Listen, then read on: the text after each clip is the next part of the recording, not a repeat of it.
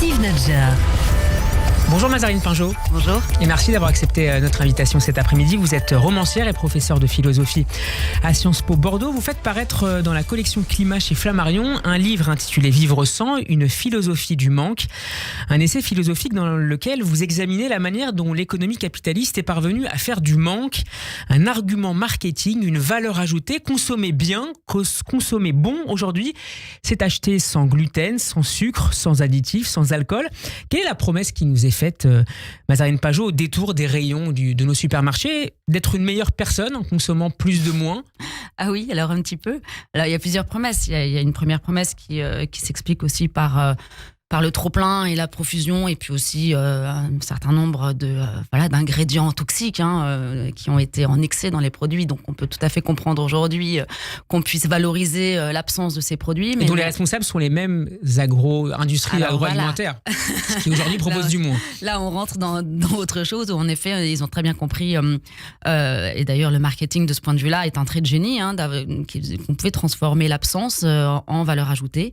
Et en effet, aujourd'hui, le fait d'annoncer qu'un produit est sans tel ou tel ingrédient, d'une certaine manière, annonce à la fois de la santé, un bonus de santé, mais également une forme d'éthique, un engagement consommateur contre la crise du climat, contre le réchauffement climatique, pour essayer d'enrayer la crise climatique.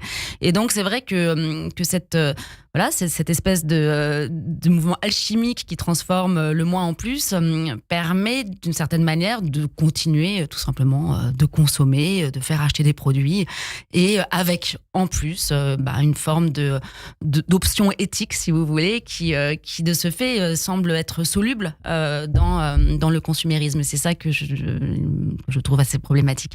Est-ce qu'on ne peut pas dire néanmoins que c'est une adaptation formidable du capitalisme à l'ère de la rareté, à l'ère de la décroissance? Bien sûr, c'est pour ça. Alors, à la fois, on peut saluer l'extraordinaire génie du capitalisme, et à la fois, c'est en ça que essayer de penser de manière un peu alternative, je dis un peu parce qu'il ne s'agit pas d'être radical, d'être complètement anticapitaliste, mais d'essayer d'ouvrir une brèche dans le système est extrêmement difficile, puisque précisément le capitalisme n'a de cesse de récupérer à l'intérieur de son mouvement tout ce qui pourrait venir le mettre en échec. C'est un peu comme la société du spectacle de Guy Debord, où finalement tout finit par devenir du spectacle, y compris la critique de la société du spectacle. Et c'est vrai que c'est très difficile d'arriver à penser à une échappée hors de ce système plein.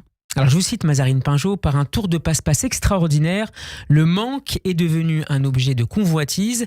Le manque acquiert donc une valeur monétaire, puisque ça coûte plus cher que le plus, mais aussi une valeur morale, donc éthique. Mais cet impératif sanitaire, manger mieux, plus simple, plus naturel, peut être aussi moins transformé.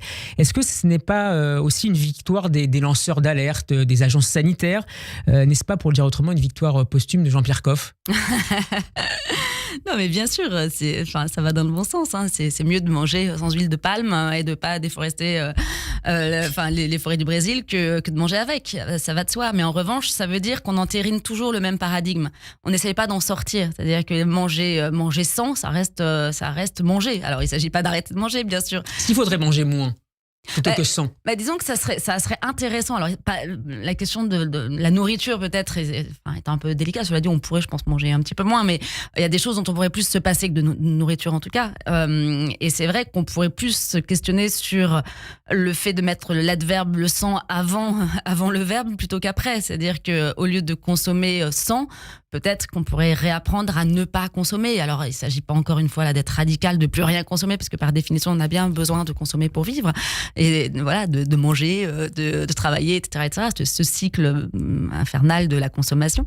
Mais néanmoins, on pourrait essayer de penser autrement le manque. Et la proposition dans ce livre, c'est de déplacer le manque d'avoir, qui est le manque, le manque capitaliste, on va dire, mais qui est aussi un manque inhérent à la nature humaine. On a effectivement besoin voilà, de s'alimenter pour survivre, mais bon, là, je parle juste de la nourriture, mais il y a évidemment plein d'autres domaines de consommation, vers un manque d'être, c'est-à-dire réinterroger notre condition humaine qui effectivement est celle d'être des êtres finis, des êtres mortels, et à l'aune de cette réflexion, peut-être se réinterroger sur le sens de nos vies, le sens de la vie en commun, le sens de l'engagement, le sens de l'amour, voilà, qui ne soit pas tout réductible au seul schème de la consommation. On va revenir tout à l'heure. Avant, ce qui est remarquable, c'est que, vous l'expliquez très bien dans le livre, la notion de plaisir recule au profit de celle de la santé. Mais il y a beaucoup d'hypocrisie aussi dans cette manière de présenter les choses. En tout cas, il y a un choix de société qui est fait, mais qui n'est pas thématisé, celui de la grande santé, de la santé biologique. On l'a vu clairement par exemple dans les politiques contre le Covid, où alors on peut évidemment comprendre qu'il faille essayer de protéger la population de la maladie, mais la question de savoir s'il fallait privilégier la santé physique plutôt que la santé psychique, par exemple, n'a pas été posée. C'est aujourd'hui qu'on voit les dégâts psychiques que le confinement a pu faire, par exemple, sur les jeunes générations. Donc cette question de la santé comme une évidence, comme une valeur absolue au nom de laquelle on devrait sacrifier tout. Ça pose aussi des questions sur les canons de beauté qu'on impose. Bien sûr, oui, bien sûr. Alors la santé, la performance, la beauté, tout ça, ce sont des valeurs qui sont construites, qui sont des valeurs tout à fait portées par notre système économique. Donc cette question de la santé, comme si c'était une valeur, comme si être en bonne santé c'était une performance, si vous voulez, c'est un petit peu problématique parce que d'abord ça re-questionne la place de la maladie, comme si c'était une faiblesse, alors que c'est juste la nature humaine que d'être malade, que d'être mortel, que d'être vieillissant. Enfin voilà, c'est aussi la promesse qui nous est faite en mangeant mieux, en mangeant moins d'œufs, c'est de ne plus être malade, de ne plus peut-être mourir un jour. En tout cas, derrière ça, il y a cette idée que la santé est la valeur suprême. Alors, je dis pas que c'est pas, enfin, bien sûr, on a tous envie d'être en bonne santé, mais il y a d'autres valeurs que les seules valeurs biologiques. Il y a d'autres valeurs au nom desquelles, parfois, on pourrait interroger la place de la santé. Et donc, faire de la santé l'ultime idéal au nom duquel on doit tout sacrifier, au nom duquel on doit consommer mieux, etc. Je pense qu'il est intéressant, mais il mériterait d'être débattu. Alors, ce qui peut être mangé aujourd'hui, à vous lire, doit d'abord être moral. C'est une idée qui résonne sans doute notamment à l'oreille des personnes qui nous écoutent et qui mangent cachère et qui se plient à une forme de diététique. Mais ici, vous pointez du doigt plutôt la soumission à la divinité Gaïa que les grandes marques nous invitent à servir en toute bonne confiance. Une nouvelle religion est née. Elle est le fruit de l'homme-dieu qui prétend finalement tout maîtriser. Oui, il y a quelque chose comme ça, effectivement, de l'ordre d'une croyance, mais qui se masque, qui est masquée à elle-même. C'est-à-dire que sous le couvert justement de la santé, de la science, d'une vision rationalisée des choses, on a l'impression d'agir de manière éthique, de consommer sainement, etc. Alors qu'en réalité, d'une certaine manière, c'est comme ce qu'on disait tout à l'heure sur la question de la santé. Je pense que c'est des valeurs qui mériteraient d'être réinterrogées. Peut-être qu'on finirait par dire en effet, elles valent le coup. Elles valent qu'on leur sacrifie d'autres valeurs, mais c'est pas si évident que ça. Donc j'ai l'impression qu'il y a une forme de religion comme ça qui revient, mais qui ne dit pas son nom. Sous des dehors de rationalité. Alors c'est toujours un peu bizarre et un peu compliqué. Autant j'entends moi que dans une religion il y ait des rituels, mais ça c'est pas du tout la même chose. Là il s'agit pas de rituels au nom d'une transcendance. Il s'agit de rituels au nom d'une économie. C'est pas exactement le même principe. Vous insistez sur l'importance du manque dans la vie, dans la condition humaine. En vous lisant, j'ai également pensé à ce qu'écrivent certains penseurs juifs à propos du commandement biblique de la circoncision. Voilà ce qu'ils expliquent.